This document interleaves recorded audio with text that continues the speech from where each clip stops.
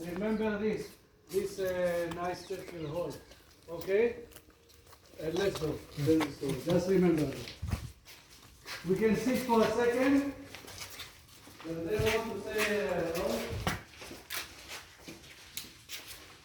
I tell you quick the story, and we go to see the sefer, because here the sefer is a big deal, okay?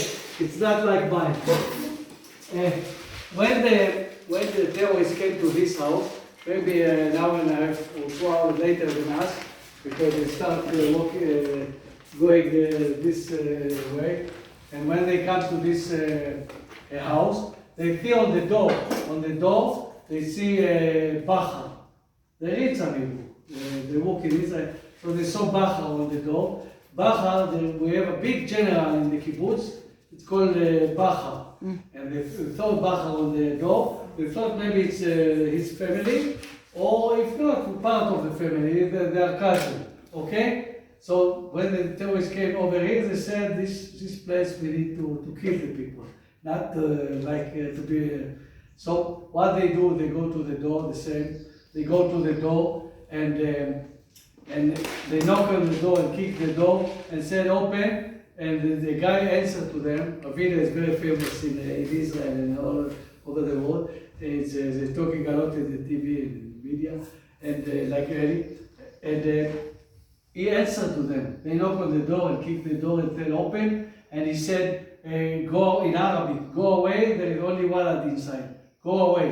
Leave us alone. Okay? And when he answered to them, he just opened fire on the door. Opened fire on the door. He got hurt in this area. Later on, when he was in the helicopter to Soroka, they cut his leg, and the other leg is not good also, and he got hurt over here. His son, you saw the photo, his son got shot in this area, okay? So his head left the body, and it take him 5 hours to lose enough blood to die. Of course, nobody can come and help. Nobody, no mother, no clinic, nobody come. אנחנו הולכים לשם, אבל אתה יכול לצלם איתו, אני רק אצלם אתכם. לא, בסדר. Anyway, he answered to them, they shut at the door, and his son killed later on. You know, after 5 hours, he started to lose enough blood, and he said to his father, you just promise you to bury me with the surfboard, okay? And that's that. And later on, his wife, after that, he fell down, but the mechanism of the door was shut, and they could not break into the door. So I told you they want to kill the people anyway. They went outside. You saw the big circle. They shot RPG at the safe room, but it didn't go in. Okay, so the circle saw it didn't go in. So I said they didn't give up. They go to the window. They go to the window and put explosive on the window. You see, first before we go in, this is all the bullets that they shoot. Of course, there is hole. There is hole here, so more smoke come in through the hole. So they had terrible breathing time over here. So this smaller one is hitting over here, see? And the top one hit his son in this area. So he was after they didn't give up, they come to the window. They put explosive on the window. They wanted to, to take out of the window.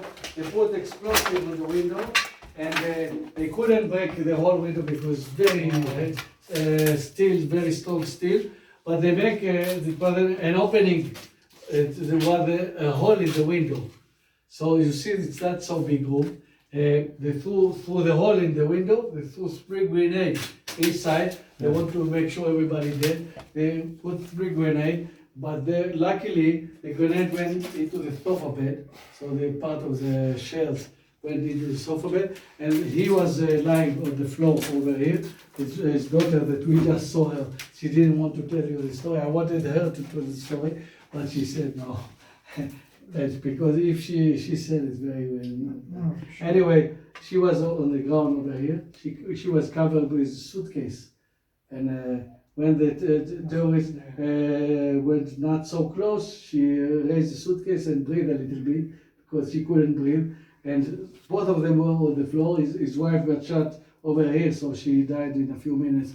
She died. So, and when they both died, they said to each other, "We need to hold on." She is clapping as. I read the story. You know the story. I read it. It's in the She didn't let him to sleep because she said, Correct. "Dad, you don't leave me alone. You don't leave me alone. Wake up, don't leave me alone." And she tried to make him away. And when they threw three grenades through the window, luckily they were on the ground, so they did hit bed from the grenade, and all the shells went up to the wall, to the ceiling, and they were on the ground. So Shrapnel, they call it.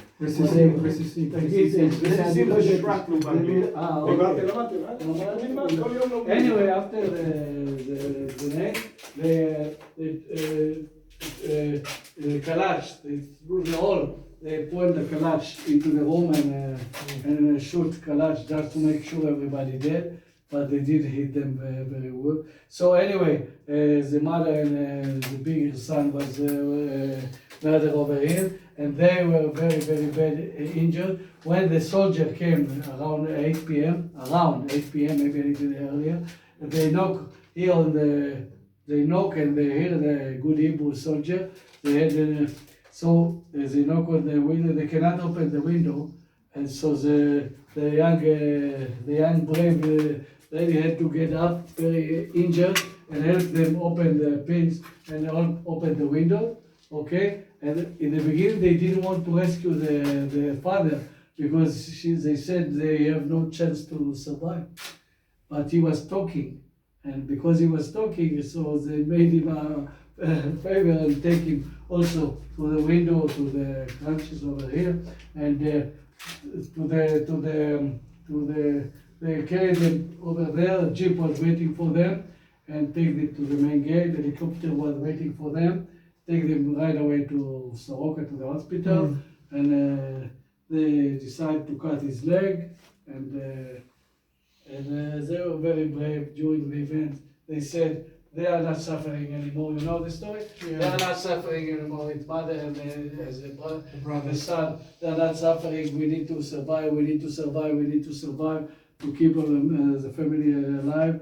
And even in day 30 of the massacre, okay, we did in the Dead Sea Hotel ceremony of singing and reading about the people who murdered. We didn't know everybody who murdered yet, but they came, each one of them with special ambulance, with a special crew to the event, and they were very, very severely injured, that each one of them with a special ambulance, with a special crew to help them to get to the place. And they are brave even after the event, talking and laughing and speak very bravely. A lot of jokes about how he was skinny because he had less leg.